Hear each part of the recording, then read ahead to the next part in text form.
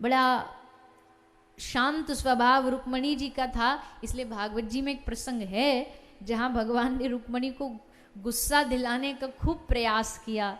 ये संवाद भागवत में लिखा है कि भगवान रुक्मणी जी से कहते कि आपने हमसे विवाह क्यों कर लिया?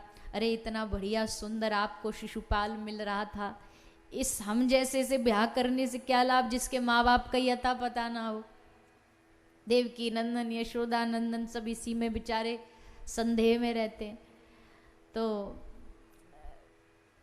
रुक्मणी जी ने फिर बड़ा सुंदर भाव व्यक्त किया है। तो ऐसा भी एक प्रसंग आगे है। तो सत्यभामा जी के साथ विवाह हुआ, मणि दे दी गई श्री कृष्ण को। द्वारिका के राजकोष में मणि आ गई और इस मणि के द्वारा रोज सेवा की जाती थी और राज्य में बहुत सारा धन आता था, सोना आता था। तो इस प्रकार सत्यभामा जी से विवाह हुआ। फिर भगवान ने यमुना जी से विवाह किया,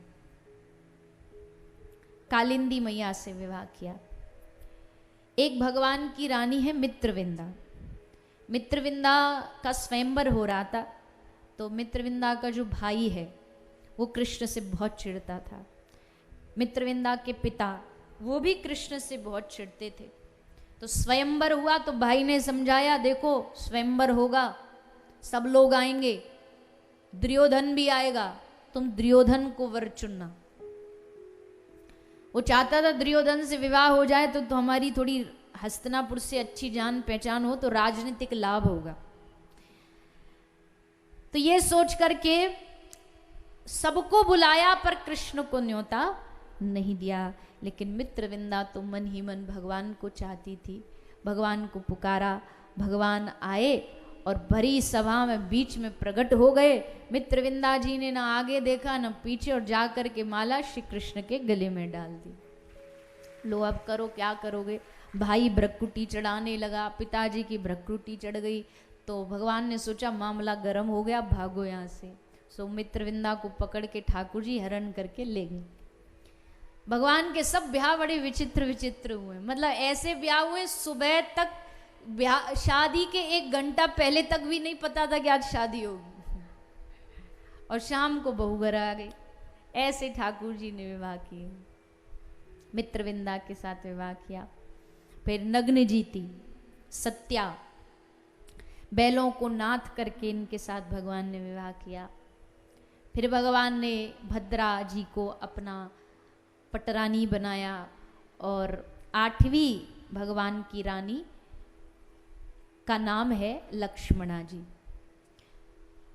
तो इनके साथ भगवान विवाह करते हैं। 16,100 जो रानी है, नरकासुर की कैद थी, बंद थी कारागार में, सोच रही है कौन आएगा हमें यहाँ बचाने।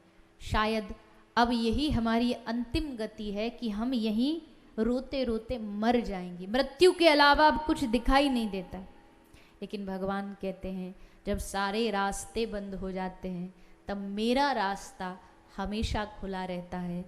और आज 16,100 रानियों को अपना बनाने के लिए ठाकुर जी आए, सबके साथ विवाह किया और इनको अपना नाम दे करके अपनी रानी बनाया और इनके साथ विवाह किया। तो ये भगवान की विवाह की कथा है, विवाहों के प्रसंग है।